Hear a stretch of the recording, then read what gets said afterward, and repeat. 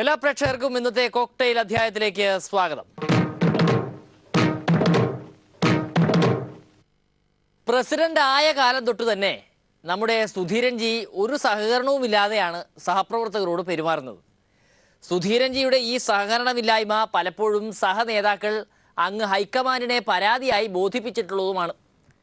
എന്നാൽ സുധീരൻജിയുടെ നിസ്സഹകരണ പ്രവർത്തനം കൂടിയതല്ലാതെ ലെവലേശം കുറഞ്ഞില്ല.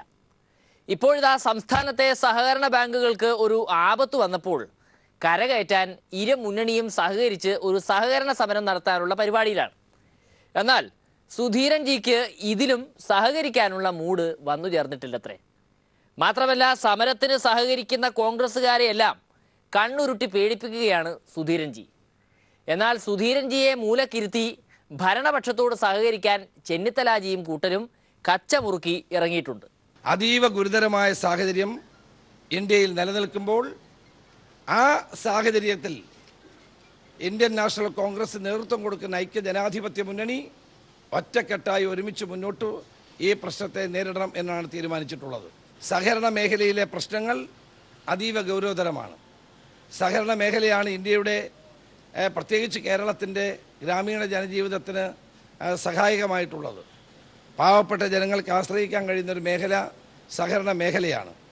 അതുകൊണ്ട് ആ സഹകരണ മേഖലയെ രക്ഷിക്കാനുള്ള ശക്തമായ നടപടികളുമായി മുന്നോട്ട് പോകാനാണ് UDF തീരുമാനിച്ചിട്ടുള്ളത്.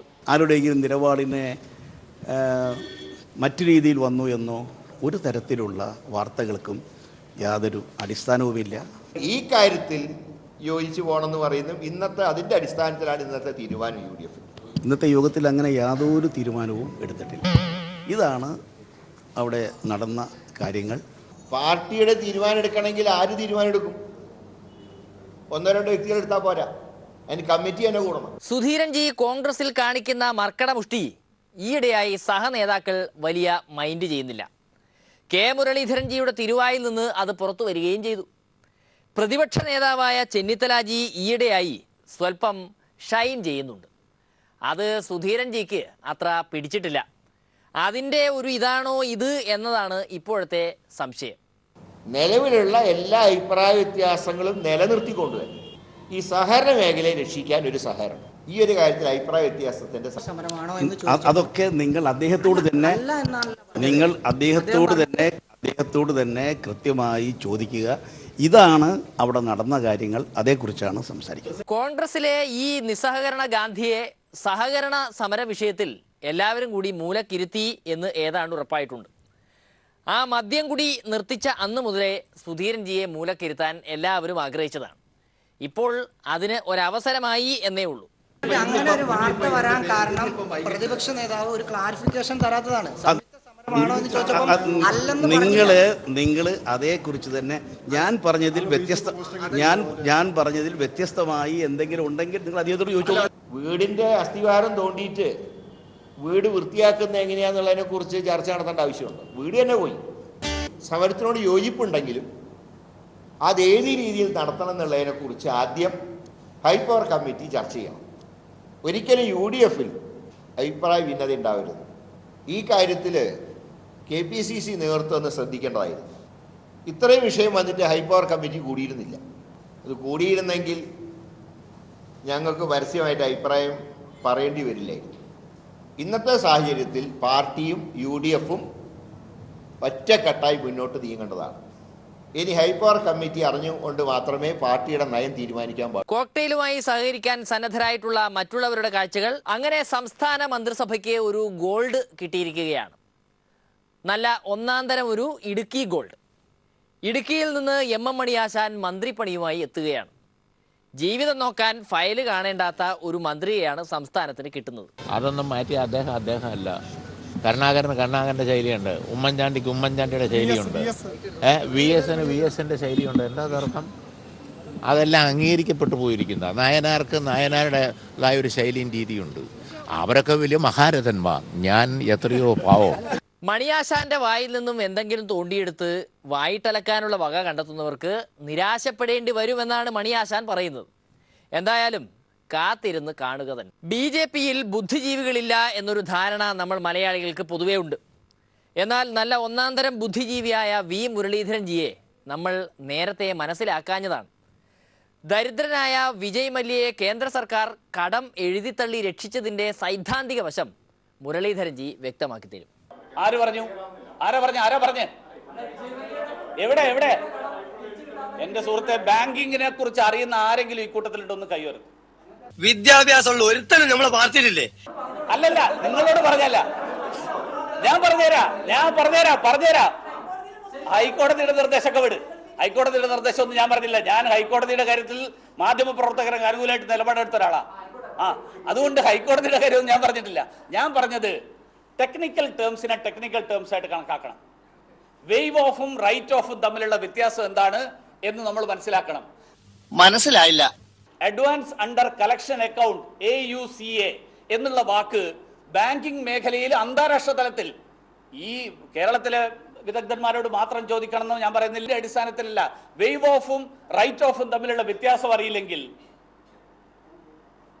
എന്താ അതിനോട് മറുപടി പറയുന്നത്? എന്നാലും പഹയ മലയാളത്തിൽ നിനക്ക് ഇത്ര വിവരം ഉണ്ടെന്ന് വിചാരിച്ചിട്ടില്ല. അതൊക്കെ ആവശ്യമുള്ളപ്പോ എടുത്ത് കാച്ചിയാ മതിയല്ലോ എന്ന് കരുതിയാ. മാത്രമല്ല മലയാളത്തിലെ കടുകട്ടി വാക്കുകൾ നിങ്ങളെ പോലുള്ള മാനദണ്ഡമുള്ളവരോട് പറഞ്ഞിട്ട് എന്താ കാര്യം? പഹയ ഒരു കവിത എഴുതിക്കൂടെ നിനക്ക്? സമയമാവട്ടെ, എഴുതിക്കളെ. സംസ്ഥാനത്തെ BJP നേതാക്കളിൽ വിവരക്കേട് പറയാത്ത ഒരേ ഒരു നേതാവാണ് വി മുരളീധരൻജി. മലയാളികൾക്ക് അഭിമാനമാണ് മുരളീധരൻജി. വിവരക്കേട് പറയാൻ ഏത് MLA ഉണ്ട്? നമ്മുടെ നാട്ടിലെ MLA-മാരും മന്ത്രിമാരും എന്തൊക്കെ വിവരക്കേട് പറയുന്നുണ്ട്? ഈ കേരളത്തിലെ MLA-മാരും മന്ത്രിമാരും എന്തൊക്കെ വിവരക്കേട് പറയുന്നുണ്ട്? നിങ്ങൾ എന്നല്ലേ പുറത്തു കൊണ്ടുവരുന്നത്? അപ്പൊ BJP-യുടെ ഒരു MLA മാത്രം ഒരു വിവരക്കേട് പറഞ്ഞു കഴിഞ്ഞാൽ അത് എഴുന്നള്ളിച്ചു കൊണ്ടുവരേണ്ട വല്ല കാര്യമുണ്ടോ? ഞാനാണിപ്പോ മാനങ്കര മണ്ഡലത്തിലെ പാർട്ടിയുടെ ബുദ്ധിജീവി. സ്റ്റഡി ക്ലാസ്സുകളൊക്കെ എടുക്കുന്നത് ഇപ്പൊ ഞാനാണ്. ബുദ്ധിജീവി ആയില്ലെങ്കിൽ ഭയങ്കര പ്രശ്നമാണ് അച്ഛാ. ഈ ബുദ്ധിജീവികൾ എന്ന് പറഞ്ഞാൽ സർവ്വസംഘ പരിത്യാഗികളും കൂടിയാണ്. അതുകൊണ്ടാണ് മുരളീധരൻജിക്ക് ഒരു 2 സെന്റ് ഭൂമി വാങ്ങാൻ പോലും ഒക്കാഞ്ഞത്. എന്റെ അറിവിലില്ല. എന്റെ അറിവിൽ BJP-ക്കാരുടെ കയ്യിൽ കളപ്പണമില്ല. അതാണ് എന്റെ അറിവിലില്ല. എവിടെയെങ്കിലും ഉണ്ടെങ്കിൽ ഉപ്പ് തിന്നവൻ വെള്ളം കുടിക്കും. ഞാൻ കൊടുത്തതിൽ ഒന്നാമത്തെ കാര്യം, എനിക്കൊരു സെന്റ് ഭൂമിയില്ല. നിങ്ങൾ കണ്ടുപിടിച്ചിട്ട് തന്നാല് എനിക്കൊരു സെന്റ് ഭൂമി ഈ ലോകത്ത് എവിടെയെങ്കിലും ഉണ്ടെങ്കിൽ അല്ല അത് അങ്ങനെയാണ്. അത് കണ്ടുപിടിക്ക്. ബിനാമി ഏർപ്പാട് കണ്ടുപിടിച്ച് കൊണ്ടുപോവാ. സാറ് കോൺട്രാക്ടർ ആയിരിക്കും അല്ലേ? അയ്യോ, ഞാനൊരു പാവം. സമൂഹത്തിന് എന്തെങ്കിലും നന്മ ചെയ്യണമെന്ന് ആഗ്രഹിക്കുന്ന ഒരു പാവം സാമൂഹ്യ പ്രവർത്തകൻ.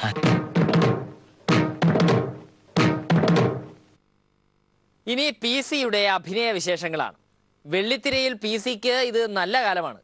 എത്ര ഓഫറുകളാണ് ഇപ്പോൾ PC-യെ തേടി എത്തുന്നത് എന്നറിയാമോ? ഇതാ ഒരു ഡോക്യുമെൻ്ററി ഫിലിമിലും PC തൻ്റെ അഭിനയ പാടവം പുറത്തെടുത്തു.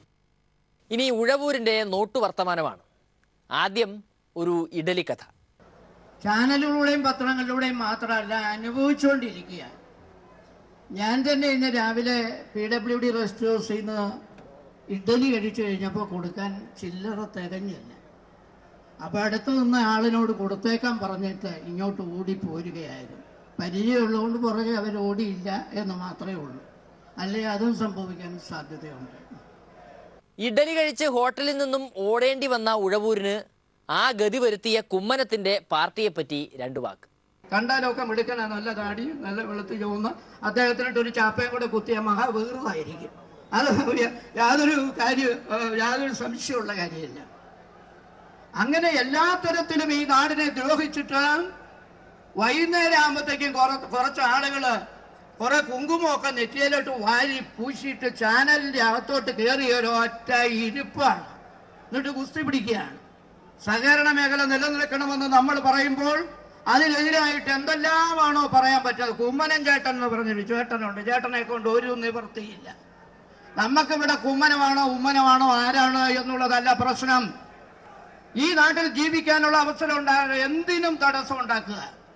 ഈയിടെ നമ്മുടെ മുഖ്യമന്ത്രിയും ധനകാര്യമന്ത്രിയും കൂടെ ഡൽഹിയിൽ പോയി. അദ്ദേഹം വളരെ പ്രധാനപ്പെട്ട ഒരു വിഷയം അവതരിപ്പിച്ചു. എരുമേലിയിൽ വിമാനത്താവളം വേണം. എന്നാ അതിനെങ്കിലും ഇവരൊന്ന് പിന്താങ്ങുമെന്ന് ഞാൻ വിചാരിച്ചു. വൈകുന്നേരത്തായപ്പോൾ കുമ്മനം സഹിക്കില്ല, അതുകൊണ്ട് അരിശം തീരാഞ്ഞിട്ട പുരയുടെ ചുറ്റും മണ്ടി കടന്നു എന്ന് കുഞ്ചൻ നമ്പ്യാർ പാടിയതുപോലെ എരുമേലിക്ക് ചുറ്റും അദ്ദേഹം മണ്ടി നടക്കുകയാണ്. ഇഡലി തിന്ന് ഹോട്ടലിൽ നിന്ന് ഓടേണ്ടി വരുന്ന ഈ സാഹചര്യത്തിൽ നിന്ന് നമ്മളെ മോചിപ്പിക്കാൻ വന്ന രക്ഷകനാണത്രേ മുഖ്യമന്ത്രി പിണറായി വിജയൻ. ദുഷ്ടമൃഗത്തിൽ നിന്നും നാടിനെ രക്ഷിക്കാൻ പുലിമുരുകൻ ഇറങ്ങി തിരിച്ചതുപോലെ കേരള ജനതയെ രക്ഷിക്കാൻ ഇറങ്ങി തിരിച്ച പുലിമുരുകനാണ് സഖാവ് പിണറായി വിജയൻ എന്ന് പറയുന്നതിൽ എനിക്ക് യാതൊരു മടിയുമില്ല. സിനിമ കണ്ടവർക്കറിയാം പുലിമുരുകൻ ചെയ്തതെന്താണ് എന്നുള്ളത്. അതുപോലെ സ്വന്തം നാടിനെ രക്ഷിക്കാൻ, സഹകരണ മേഖലയെ രക്ഷിക്കാൻ ഇറങ്ങിത്തിരിച്ച മുഖ്യമന്ത്രി പിണറായി വിജയന്റെ നേതൃത്വത്തിലാണ് നല്ലൊരു ടീം ഇവിടെ രംഗത്ത് ഇറങ്ങിയിരിക്കുന്നത്. അതുകൊണ്ട് വിജയം കണ്ടേ നമ്മൾ പോരുള്ളൂ. വിജയന് പേരുള്ളവരൊക്കെ ഉണ്ടല്ലോ, വിജയിച്ചിട്ടേ പോരുള്ളൂ. ഞങ്ങൾ സംശയിക്കൊന്നും ചെയ്യേണ്ട കാര്യമില്ല. ജയിക്കാനായി ജനിച്ചവർ ഞങ്ങൾ, തോൽക്കാൻ ഞങ്ങൾക്ക് മനസ്സില്ല. അതാണ് ആ മുദ്രാവാക്യവുമായി ഇടതുപക്ഷ ജനാധിപത്യ മുന്നണി മുന്നോട്ട് പോവുക തന്നെ ചെയ്യും. ഇനി ശബരിമലയിലേക്കാണ്. വാവര് സ്വാമിയുടെ പേര് മാറ്റാൻ ചില നേതാക്കൾ അണിയറ ഒരുക്കങ്ങൾ നടത്തുന്നുണ്ടോ എന്നതാണ് ഉഴവൂരിന്റെ സംശയം. നമ്മൾ ശബരിമലയ്ക്ക് പോയില്ല, കുഴപ്പം. ഇപ്പൊ കടകംപള്ളി അവിടെ പോയി ചിരി തീർത്ഥമൊക്കെ വാങ്ങിച്ചു, അങ്ങനെയൊക്കെ വേണമല്ലോ ചെയ്യാനായിട്ട്. അല്ലോടെ തിരിഞ്ഞു നിൽക്കുകയാണോ ചെയ്യേണ്ടത്? പൂജാരി ഇറങ്ങി വരുമ്പോ മാന്യമായിട്ട് ചെയ്തു പോയി. അതിന്റെ പേരിൽ എന്തൊരു ബഹളമാണ് ഉണ്ടായതെന്ന് നിങ്ങൾ ആലോചിച്ചു നോക്കിയേ. എല്ലാവർക്കും അറിയാവുന്ന കാര്യമാണ്, ശബരിമല അയ്യപ്പന് ഏറ്റവും കൂടുതൽ ഇഷ്ടം വാവര് സ്വാമിയോടാണ്. അതുകൊണ്ട് മുരളീധരൻ ശബരിമലയ്ക്ക് ചെല്ലുന്നതിനേക്കാൾ കൂടുതൽ ഏറ്റവും ഇഷ്ടം ജലീൽ ശബരിമലയിൽ ചെല്ലുന്നതാണ് എന്നുള്ള കാര്യത്തിൽ യാതൊരു സംശയമുള്ള കാര്യമല്ല. എന്നിട്ട് അതിന് ബഹളം ഉണ്ടാക്കാൻ അവിടെ ചെന്നിരിക്കുകയാണ്. വല്ല കാര്യമുണ്ടോ? ഇനി കുറച്ചുകൂടി കഴിയുമ്പോൾ പറയും വാവര് സ്വാമിയുടെ പേര് വാസുദേവ സ്വാമി എന്നാക്കിയാൽ തരക്കേടില്ല എന്ന് പറയാൻ മടിക്കില്ല.